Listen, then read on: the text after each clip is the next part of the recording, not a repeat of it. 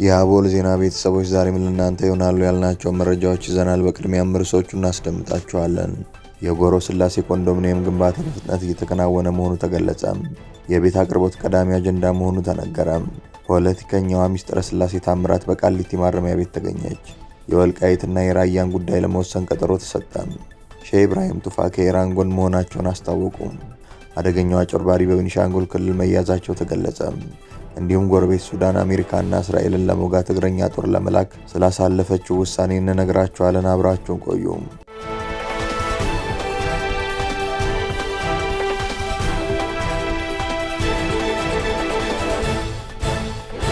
ሰላም ጤና ይስጥልን። ይህ አቦል ዜና ነው። ክቡራን አድማጭ ተመልካቾቻችን ሰላማችሁ ይብዛ፣ ጤና፣ ፍቅር፣ ደስታ በእያንዳንዳችሁ ጎጆ ይግባ። ትኩሱን እፍታ ፍታውን ለእናንተ ለተከበራችሁት ይዘን መጥተናል።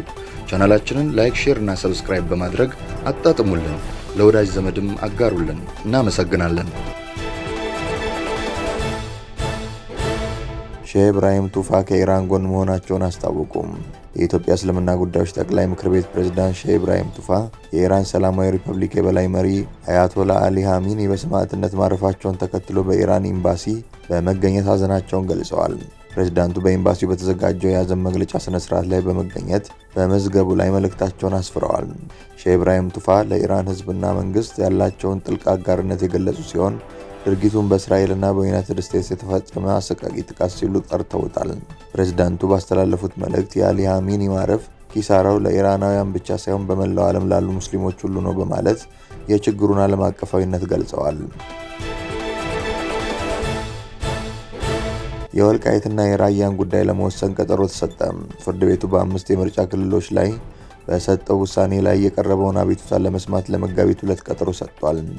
የኢትዮጵያ ብሔራዊ ምርጫ ቦርድ በ5 የምርጫ ክልሎች ላይ ያስተላለፈውን ውሳኔ በመቃወም የቀረበውን አቤቱታ የሚመለከተው የፌዴራል መጀመሪያ ፍርድ ቤት ለመጋቢት 2 ቀን 2018 ዓ.ም ቀጠሮ ሰጥቷል። በልደታ ምድብ ችሎት ጉዳዩን የተመለከቱት ዳኛ ሰብለ ክንፈ የቀረቡትን የመጀመሪያ ደረጃ አቤቱታን መርምረው ክርክሩን ለመስማት ለተጠቀሰው ቀን ቀጥረዋል። ውዝግቡ የተቀሰቀሰው የፌዴሬሽን ምክር ቤት 5 የምርጫ ክልሎች ማለትም ሁመራ፣ አዲረመጽ፣ ኮረማ፣ አፍላ፣ ጠለምትና የራያ አላማጣ ከትግራይ ክልል ውጭ ሆነው ምርጫ እንዲያደርጉ መወሰኑን ጥር 25 ቀን 2018 ዓ.ም ለምርጫ ቦርድ በጻፈው ደብዳቤ ማሳወቁን ተከትሎ ነው። ምክር ቤቱ የክልል ምክር ቤት ምርጫው በአካባቢዎቹ ላይ የተነሳው የይገባኛል ውዝግብ በሕገ መንግስት ውሳኔ ሲፈታ አመቺ ጊዜ ተመርጦ ወደፊት እንዲካሄድ መወሰኑንም አሳውቋል። ፖለቲከኛዋ ሚስጥረ ስላሴ ታምራት በቃሊቲ ማረሚያ ቤት ተገኘች። በትላንትናው ዕለት በቃሊቲ ማረሚያ ቤት የሚገኙ የአማራ ተወላጆች የማንነት እስረኞችን መጎብኘቷን ይፋ ያደረገች ሲሆን ጥሪም አቅርባለች። መልእክቷም እንዲህ ይላል። በዋናነት ለዓመታት በግፍ ስር ላይ የሚገኙትን ጋዜጠኛ ገነት አስማማውና መምህርት መስከረም አበራን አግኝቻቸዋለሁ። እነዚህ በስም የተጠቀሱም ሆነ ስማቸው ያልተገለጹ የፖለቲካ ማንነትና የህሊና እስረኞች ባመኑበት መንገድ ለሀገርና ለወገን እየከፈሉ ያለው ዋጋ እጅግ ከባድ ነው ያለች ሲሆን በተለይ ጋዜጠኛ ገነት አስማማው ያሉበት የጤና ሁኔታ አሳሳቢ መሆኑን ተመልክቻለሁ ስትል ስጋቷን ገልጻለች። የኢትዮጵያ ሕዝባዊ አብዮታዊ ፓርቲ ኢህአፓ ለፖለቲካና ለማንነት እስረኞች ያለውን ጽኑ አጋርነት እየገለጸ መንግስት በአስቸኳይ ያለምንም ቅድመ ሁኔታ እንዲፈታቸው ያሳስባል ስትል ማክላለች። የሰብአዊ መብት ተቆርቋሪ ድርጅቶችና ዓለም አቀፉ የዲፕሎማቲክ ማህበረሰቡም የግፍ ስር እንዲቆምና የእስረኞቹም ሰብአዊና ዲሞክራሲያዊ መብቶች እንዲከበሩ አበክረው መስራት ይጠበቅባቸዋል በማለት መልእክት አስተላልፋለች። ዋጋ የከፈሉለት ያለው የኢትዮጵያ ህዝብም በፋይናንስና በአብሮነት ከነሱ ጋርና ከቤተሰባቸው ጎን በመቆም ውግንናውን በተግባር ሊያሳያቸው ይገባል ስትል ለኢትዮጵያ ህዝብ ጥሪዋን አቅርባለች። የጎሮ ስላሴ የኮንዶሚኒየም ግንባታ በፍጥነት እየተከናወነ መሆኑ ተገለጸ። በአዲስ አበባ ቤቶች ልማትና አስተዳደር ቢሮ የቤቶች ልማት ኮርፖሬሽን ምስራቅ ቅርንጫፍ ስር በጎሮ ስላሴ ሳይት እየተገነቡ የሚገኙ አዳዲስ የጋራ መኖሪያ ህንፃዎች ግንባታ እየተፋጠነ መሆኑ ተገልጿል። ቱቢ ፕላስ ጂ+10 የወለል ከፍታ ያላቸው እነዚህ 5 የጋራ መኖሪያ ህንፃዎች በ2018 በጀት ዓመት በመንግስት አስተባባሪነት ለመገንባት የተጀመሩት ቤቶች አካል ሲሆኑ በተቀመጠው ጊዜ ለመጨረስ በትኩረት እየተሰራ መሆኑ ተገልጿል። በግንባታው ላይ 5 ስራ ተቋራጮች የተሳተፉ ሲሆን የአዲስ አበባ ሳይንስና ቴክኖሎጂ ዩኒቨርሲቲ ደግሞ የአማካሪነት ስራውን እያከናወነ ይገኛል። እንደተለመደው ሁሉ ግንባታው በአዲስ የፕሮጀክት አስተዳደር ባህል እየተመራ ግንባታውን በተሻለ ፍጥነትና ጥራት ለመጨረስ እየተሰራ ሲሆን ሳምንቱን ሙሉ 24 ሰዓት እየተከናወነም ይገኛል። መረጃው የቤቶች ልማትና አስተዳደር ቢሮ ኮሚኒኬሽን ዳይሬክቶሬት ነው። አደገኛው አጭበርባሪ በቤኒሻንጉል ክልል መያዛቸው ተገለጸ። በፌዴራል ፖሊስና በቤኒሻንጉል ጉሙዝ ክልል ፖሊስ የጋራ ጥረት በከፍተኛ ገንዘብ ማጭበርበር ወንጀል የተጠረጠሩት አቶ ቅዱስ ተሰማ ቅዳሜ ምሽት 4 ተኩል ገደማ በመኖሪያ ቤታቸው በቁጥጥር ስር መዋላቸው ተገልጿል። ተጠርጣሪው በፍርድ ቤት ትዕዛዝ በቁጥጥር ስር የዋሉ ሲሆን አሁን ላይ በፌዴራል የወንጀል ምርመራ ቢሮ በአደራ እስረኝነት እየተመረመሩ እንደሚገኙ ታማኝ ምንጮች ጠቁመዋል። ግለሰቡ 7 ከተለያዩ ግለሰቦች ላይ እንጀራ በከፍተኛ ደረጃ ኤክስፖርት በማድረግ ባገኙት ዶላር የተለያዩ ማሽነሪዎችንና ተሽከርካሪዎችን እያመጣው ነው በሚል የማታለል ተግባር በድምሮ 61 ሚሊዮን ብር ማጭበርበራቸው ተገልጿል። ከዚህ ገንዘብ ውስጥም ለራሳቸው 24 ሚሊዮን ብር የሚያወጣ የቅንጦት መኪና መግዛታቸው በክሱ ተመላክቷል። የግል ተበዳዮች በተደጋጋሚ አቤቱታና ክስ ቢያቀርቡም ተጠርጣሪው በተለያዩ ጊዜያት ሲታሰሩና በድጋሚ ሲፈቱ መቆየታቸው ተጎጂዎችን ለወራት ፍትህ አሳጥቶ መንከራተት ውስጥ እንደከተታቸው ተነግሯል። በተጨማሪም ተጠርጣሪው በገንዘብ እወጣለሁ ምንም አታመጡም በማለት ተበዳዮችን እያስፈራሩ እንደነበር ምንጮች አስረድተዋል። ከዚሁ ጋር በተያያዘ አቶ ቅዱስ በኢትዮጵያ ብቸኛ የሆነውንና የ78 ዓመት ታሪክ ያለውን የስዊዲሽ ኮሚኒቲ ትምህርት ቤት ጉዳይ ውስጥ እጃቸውን በማስገባት ከፍተኛ ውዝግብ ማስነሳታቸው ተጠቁሟል። ከተወሰኑ የወላጅ ኮሚቴ አባላትና ከሌሎች አካላት ጋር በመመሳጠር ለትምህርት ቤቱ ማስተዳደሪያ ከወጣው 30 ሚሊዮን ብር ውስጥ ከግማሽ በላይ የሚሆነውን ለግል ጥቅማቸው መዋላቸው ተዘግቧል።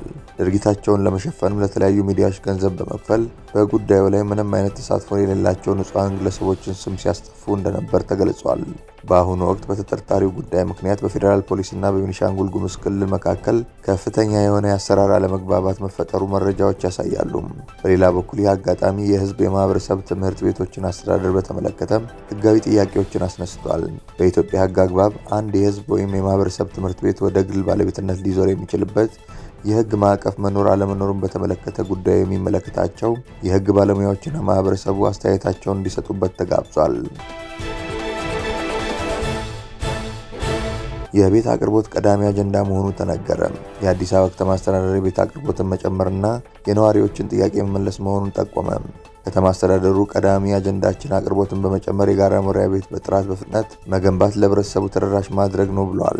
ከተማ አስተዳደሩ ከለውጡ በፊት የበርካቶች የቅሬታ ምንጭ ሆኖ የቆየው የቤቶች ልማት ፕሮግራም ሀገራዊ ለውጡን ተከትሎ በተሰሩ ስራዎች ደግሞ የነበሩ ተደማሪ ችግሮችንም ጭምር በመቅረፍ ባለፉት 5 ዓመታት ከ434 ሺህ በላይ መኖሪያ ቤቶች በመገንባት ህብረተሰቡን ተጠቃሚ ማድረግ መቻሉን ማስታውቋል።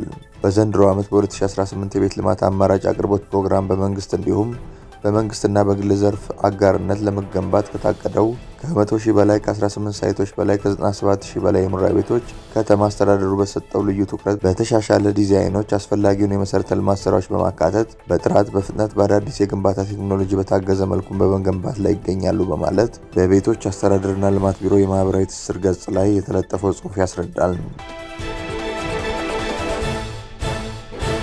ሱዳን ኢራንን ለመደገፍ ወታደሮቿን እንደምትልክ አስታወቀች።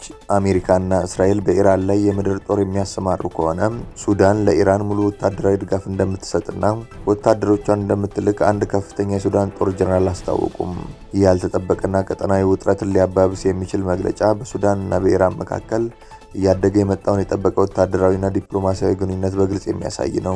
ስማቸው ያልተጠቀሱ የሱዳን ጦር ጀነራል በሰጡት ጠንካራ መግለጫ አሜሪካና እስራኤል የምድር ጦራቸውን ወደ ኢራን የሚልኩ ከሆነ በእግዚአብሔር ስም እምላለሁ በኢራን ለሚገኙ ወንድሞቻችን ድጋፍ እንሰጣለን፣ ብርጌዶቻችንን ወደ ኢራን እንልካለን፣ እንዲሁም በፈቃደኝነት እንዋጋለን ሲሉ ተደምጠዋል።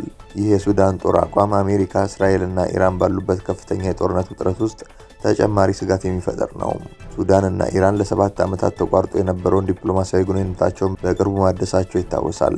ከዚህ ባሻገር በሱዳን ጦርና በፈጥኖ ደራሽ ኃይሉ መካከል እየተካሄደ ባለው አውዳሚ የእርስ በርስ ጦርነት ውስጥ በታህሳስ 2023 እና ጥር 2024 መካከል ኢራን ለሱዳን ጦር ሙሃጅር 6 የተባሉ የውጊያና የስለላ ድሮኖችን በማቅረብ ወሳኝ ወታደራዊ ድጋፍ አድርጋለች። እነዚህ ድሮኖች በየካቲት ወር የሱዳን ጦር በኦም ዱርማን ከተማ ላይ ባደረገው ማጥቃት ግዛቶቹን ከሙሐመድ ሐምዳን ዳጋሎ ሄሜቲ ኃይሎች እንዲያስመልስ ረድተውታል።